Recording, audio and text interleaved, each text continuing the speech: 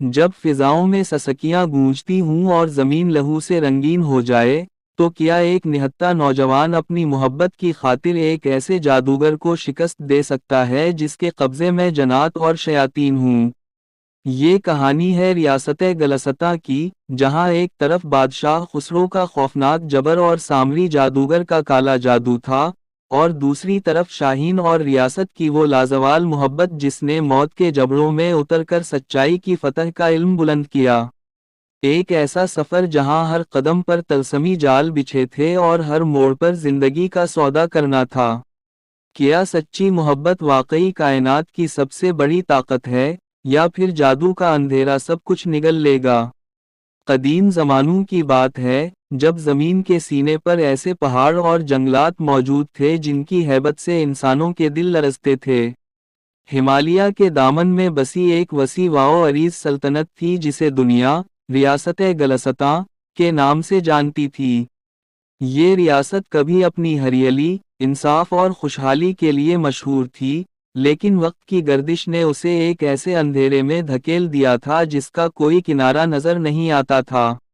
اس ریاست پر خسرو نامی ایک بادشاہ کی حکومت تھی، جو جتنا طاقتور تھا اس سے کہیں زیادہ ظالم اور سفاک تھا۔ بادشاہ خسرو کی سفاکی کی داستانیں ہر گھر میں کہی جاتی تھیں۔ اس نے اپنے دورہ حکومت میں غریبوں کا جینا محال کر رکھا تھا۔ کسانوں سے ان کی فصل کا بیشتر حصہ چھین لیا جاتا، اور جو احتجاج کرتا اسے سرے عام کوڑے مارے جاتے۔ لیکن خسرو کی اصل طاقت اس کی فوج یا دولت نہیں تھی، بلکہ اس کے پہلو میں بیٹھا وہ منحوس وجود تھا جسے لوگ سامری جادوگر کے نام سے پکارتے تھے۔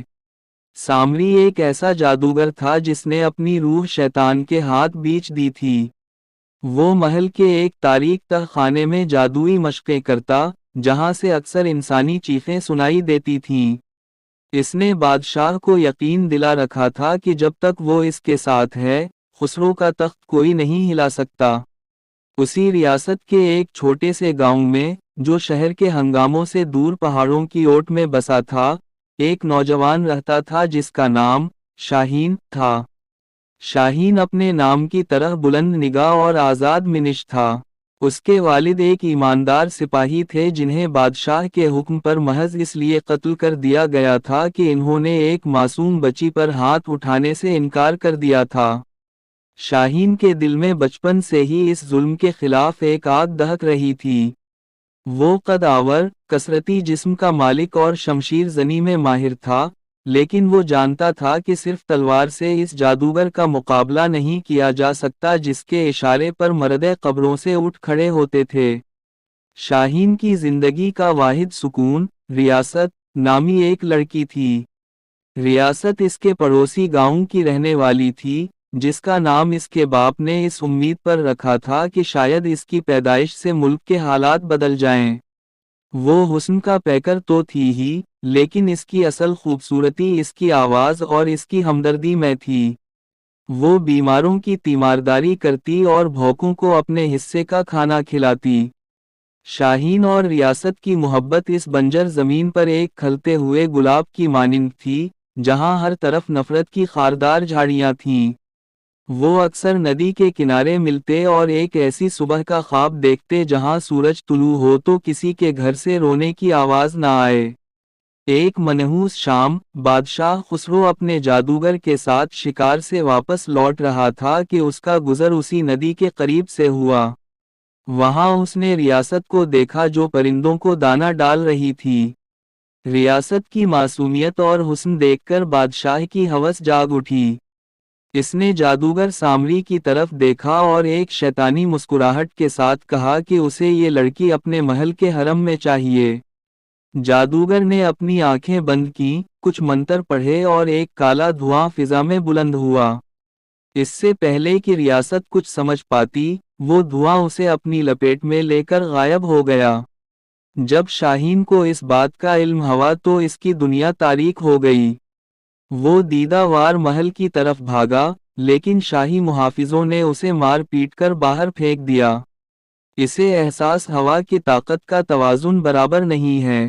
وہ اپنی ناکامی پر آنسو بہا رہا تھا کہ ایک بوڑھے شخص نے اس کا کندھا تھپتھپایا۔ یہ اس علاقے کے قدیم درویش تھے جو برسوں سے ایک غار میں گوشہ نشین تھے۔ انہوں نے شاہین سے کہا کہ بیٹا، جذبات سے جنگ نہیں جیتی جاتی، حکمت سے جیتی جاتی ہے۔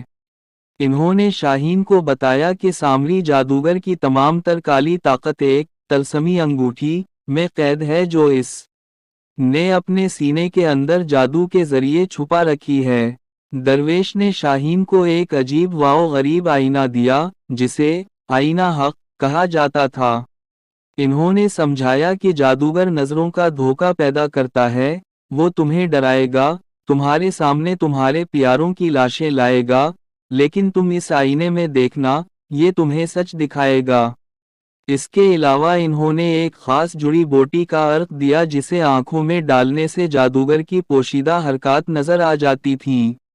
شاہین نے کئی ہفتوں تک سخت ریاضت کی۔ اس نے پہاڑوں کی چوٹیوں پر جا کر اپنے ارادوں کو فولاد بنایا۔ آخر کار وہ رات آ گئی جب محل میں جشن کا سماں تھا۔ بادشاہ خسرو ریاست سے زبردستی شادی کرنے والا تھا۔ شاہین نے ایک رقاص کا بھیس بدلا اور محل میں داخل ہونے میں کامیاب ہو گیا۔ جادوگر سامری اپنی کرسی پر بیٹھا شراب پی رہا تھا اور اپنی جادوئی قوتوں پر ناز کر رہا تھا۔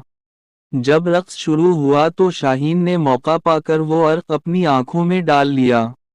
اسے نظر آیا کہ جادوگر کے گرد ایک حفاظتی حصار ہے جو صرف سچائی کے لمس سے ٹوٹ سکتا ہے۔ شاہین نے رقص کرتے کرتے آئینہ حق جادوگر کے سامنے کر دیا۔ جیسے ہی آئینے پر جادوگر کا عکس پڑا، اس کی شکل ایک بھیانک جن میں تبدیل ہو گئی اور پورے دربار میں چیخ و پکار مچ گئی۔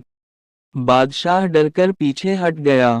سامری نے شاہین کو پہچان لیا اور غصے سے چیخا، تم ایک معمولی انسان میری طاقت کو چیلنج کر رہے ہو۔